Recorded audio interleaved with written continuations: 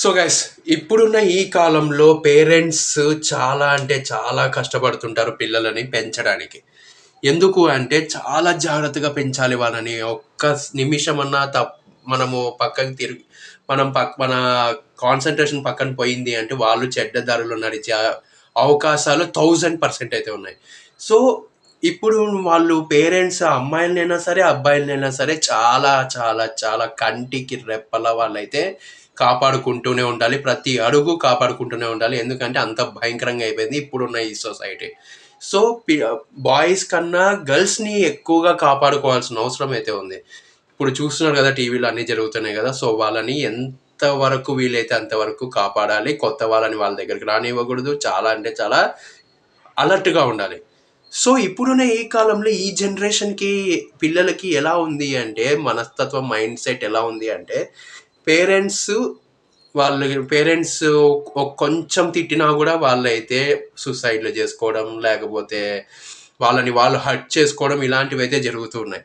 So అలాంటప్పుడు ఏం చేయాలి అంటే వాళ్ళని ఏదైనా సరే మనము వాళ్ళకి భయం పెట్టాలి అంటే ఖచ్చితంగా వాళ్ళని మంచి మాటలతోనే వాళ్ళని దారిలోకి తెచ్చుకోవాల్సిన అవసరం అయితే చాలా ఉంది.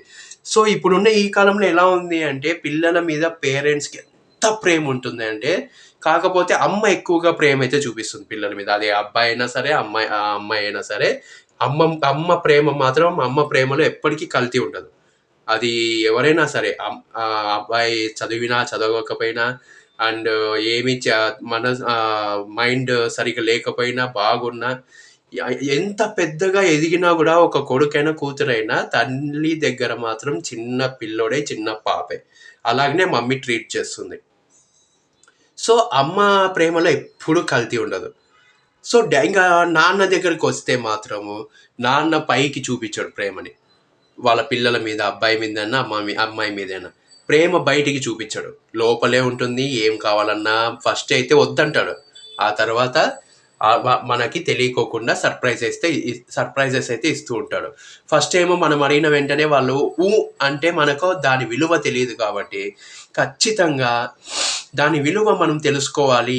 అండ్ డబ్బు విలువ తెలుసుకోవాలి. ఊరికే ఇట్లా అడుగుతానే కొనిచ్చేస్తే వాళ్ళు ఇంకా మొండైపోతారు. పేరెంట్స్ మాట అసలు వినరా అని చెప్పి ఫాదర్ ఏం చేస్తాడు అంటే వాళ్ళకి ఆ వస్తువు ఎంత ఇంపార్టెంట్, ఎంత డబ్బులు పెడితే వస్తుంది, అసలు మనీ వేస్ట్ చేస్తే చాలా వేస్ట్ చేస్తే ఎంత భయంకరంగా ఉంటుంది, అండ్ అది యూజా లేదా అనేది పిల్లలకి అర్థం చేసి ఆ తర్వాత వాళ్ళకి కావాల్సింది కొనిస్తాడు. లేకపోతే ఇంకొంతమంది ఫాదర్స్ ఎలా ఉంటారు అంటే చాలా కఠినంగా ఉంటారు. కానీ పొద్దున్న లేవగానే వాళ్ళ దగ్గర ఆ వస్తువు అయితే ఉంటుంది. ఇంకొంతమంది ఎలా ఉంటారు అంటే అడగగానే కొనిచ్చేస్తారు. అది కూడా కొంతవరకు రాంగే అనిపిస్తుంది. ఎందుకంటే అలా అడిగిన వెంటనే వాళ్ళకి తెచ్చేస్తే రేపు పొద్దున వాళ్ళకి దాని విలువ తెలీదు. సో మా నాన్న ఏం అడిగినా కూడా వెంటనే తెచ్చేస్తాడు కదా అనే దాంట్లో ఉండిపోయి వాళ్ళు దాన్ని ఒకవేళ వాళ్ళ ఫాదర్ వాళ్ళ మదర్ ఇవ్వకపోతే, వాళ్ళు తెచ్చి ఇవ్వకపోతే వాళ్ళు ఎలాగైనా సంపాదించుకుంటాం అనే మైండ్ సెట్ వాళ్ళకి వచ్చేస్తుంది. అది చాలా పెద్ద తప్పు. అందుకే పేరెంట్స్ ఏం చేస్తున్నారంటే ఇప్పుడున్న మదర్ అయినా సరే, ఫాదర్ అయినా సరే పిల్లలు ఏదన్నా అడుగుతానే వాళ్ళు దానికి సరే కొనిస్తాం, కానీ మీరు మాకు ఒక హెల్ప్ చేయాల్సిన అవసరం ఉంటుంది అని అంటారు వాళ్ళు. అప్పుడు వాళ్ళు అడుగుతారు పిల్లలు ఏం చేయాలి అని.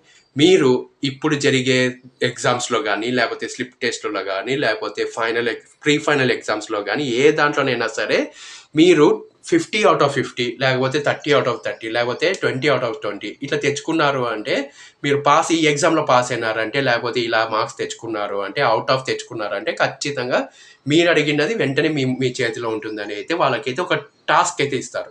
ఆ టాస్క్ కంప్లీట్ చేసిన తర్వాత వాళ్ళైతే బాగా తెచ్చుకున్నారు అనుకోండి, వాళ్ళు అడిగిన బొమ్మలైనా సరే ఇంకా మిగతావి ఏవైనా సరే వాళ్ళకి తెచ్చిచ్చేస్తారు.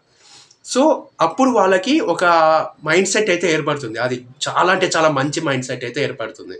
సో ఏం కావాలన్నా కూడా పేరెంట్స్ ఫస్ట్లో చదువులో పైకి వస్తే ఆ తర్వాత వాళ్ళే ఆ గిఫ్ట్లు ఇస్తారు అనే మైండ్ సెట్ అయితే వాళ్ళకి వచ్చేస్తుంది. సో రేపు వాళ్ళు పెద్ద అయిన తర్వాత కూడా వాళ్ళ ఫ్రెండ్స్కైనా సరే, లేకపోతే వాళ్ళ పిల్లలకైనా సరే ఇదే నేర్పిస్తారు. సో దీనివల్ల ఏమవుతుందంటే అటు చదువు వస్తుంది, ఇటు ఆ ప్రోడక్ట్ మీద ఆ ప్రోడక్ట్కి వాల్యూ ఇవ్వడం నేర్చుకుంటారు, అండ్ మనీ ఎంత ఇంపార్టెంటో నేర్చుకుంటారు. సో, ఇలాగైతే పిల్లలనైతే కొంతమంది ఇలా పెంచుతూ ఉంటారు. అండ్ ఇంగా మా అమ్మ వచ్చేసి ఎంత ప్రేమగా చూసుకుంటుంది అంటే, అడక్కోకుండా గూడా పెట్టే దేవత ఎవరైనా ఉన్నారంటే, అది అమ్మ మాత్రమే. సో, అమ్మకి ఎంత వాల్యూ ఇయ్యాలి అంటే, చాలా ఎక్కువ వాల్యూ ఇవ్వాలి అమ్మకి. అది అసలు మీ జన్మే సరిపోదు అమ్మకి వాల్యూ ఇవ్వడంలో. అంత ఎంత ఇచ్చినా గూడా ఇంకా తక్కువే అనిపిస్తుంది. సో, మీరు చేయాల్సింది ఏంటి అంటే, అమ్మని అంటే నాన్నని చాలా చాలా కంటికి రెప్పలా చూసుకోవాలి మీరు. కొంతమంది అబ్బాయిలు జాబ్ లేకనో, లేకపోతే ఇంకా వేరే ప్రాబ్లమ్స్ పైనో వాళ్ళు అనుకున్నవన్నీ వాళ్ళ పేరెంట్స్‌కి చేయలేకపోతూ ఉంటారు. కానీ లోపల మాత్రం వాళ్ళు పడే బాధ నైట్ వాళ్ళు పడుకున్న మంచానికి, ఆ దిండుకి తెలుస్తుంది. ఎందుకు అంటే పేరెంట్స్‌ని ఇలా చూసుకోవాలి, అలా చూసుకోవాలనైతే కొంతమంది అబ్బాయిలు ఇన్‌ఫాక్ట్ అందులో నేను కూడా ఒకడిననుకోండి. ఇలా చూసుకోవాలి, ఇలా చేయాలి, వాళ్ళకి ఇవి తెచ్చియాలి, వాళ్ళకి అవి చేయాలి, అన్నీ ఇలా చేస్తే బాగుంటుందని చాలా చాలా ఆలోచించి వాళ్ళైతే మైండ్‌లో పెట్టుకుంటారు. సో, వాళ్ళనుకున్నది జరగకపోతే అనుకున్న జాబ్ రాకపోతే వాళ్ళు వాళ్ళ మమ్మీ, డ్యాడీని ఎలా అని కలలు కన్నారో అది కొలాప్స్ అయిపోతుంది.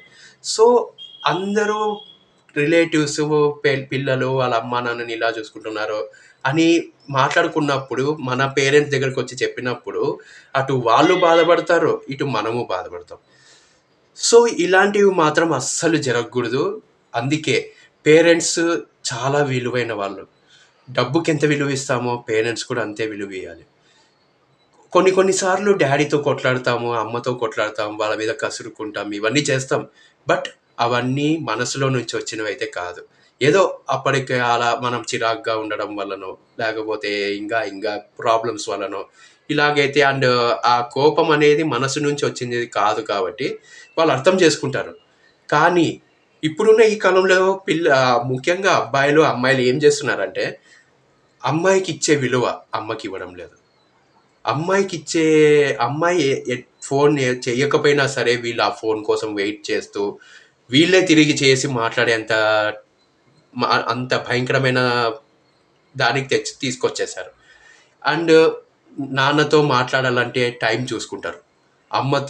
అమ్మ చెప్పిన మాటలు వినాలి అంటే చాలా విసుగ్గా వింటారు. అదే అమ్మాయి ఎంతసేపు మాట్లాడినా కూడా గంటలు, గంటలు మాట్లాడతారు. కానీ ఆ టైం అమ్మకియ్యరు.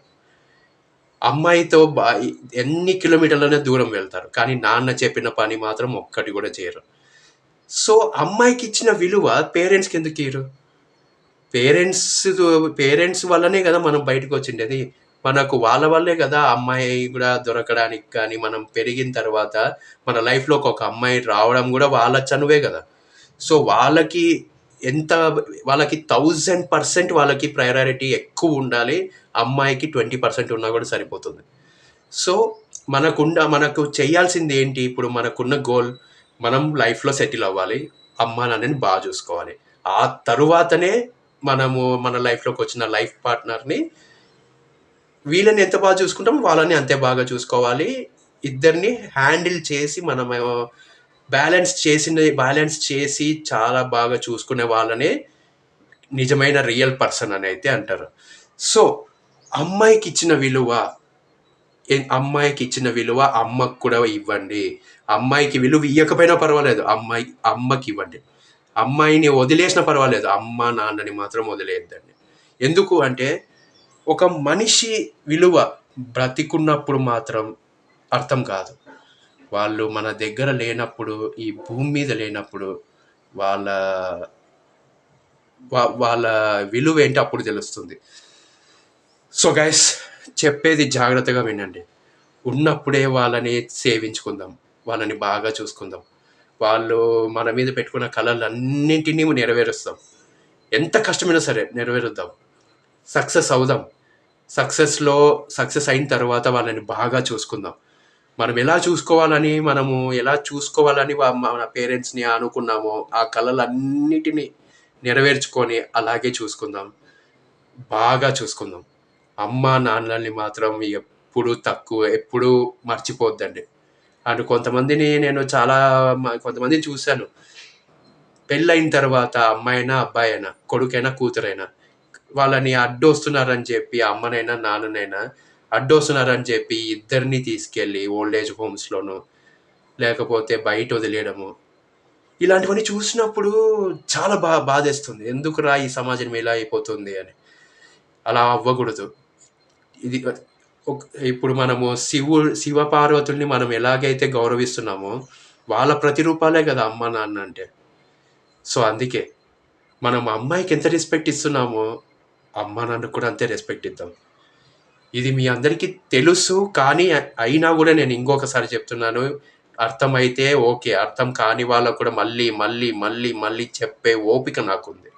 సో, జాగ్రత్తగా అమ్మానాన్నలని దేవుళ్ళలాగా చూడండి. శివుడు, పార్వతిలాగా వాళ్ళని చూడండి. వాళ్ళని గౌరవించండి. ప్రతిరోజు వాళ్ళ కాళ్ళకి నమస్కారం చేయండి. పోయేది ఏం లేదు. సో, ఈ వీడియో ఖచ్చితంగా ప్రతి ఒక్కరికి చేరాలి. షేర్ చేయండి.